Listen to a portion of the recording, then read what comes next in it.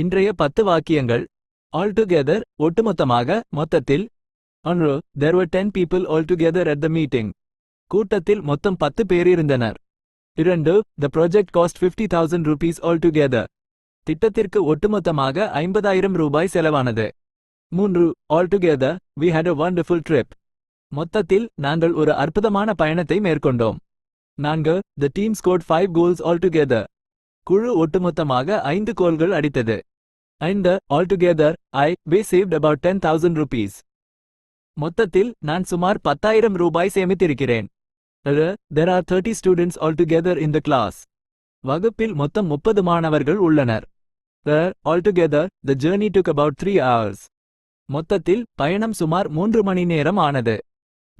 The two companies have a combined revenue of $1 million altogether. இரண்டு நிறுவனங்களுக்கும் ஒட்டுமொத்தமாக $1 million வருவாய் உள்ளது. 9. Altogether, they collected over 100 signatures. மொத்தத்தில் அவர்கள் 100க்கும் மேற்பட்ட கையொப்பங்களை சேகரித்தனர். 10. The performance lasted for 2 hours altogether. நிகழ்ச்சி ஒட்டுமொத்தமாக 2 மணி நேரம் நீடித்தது.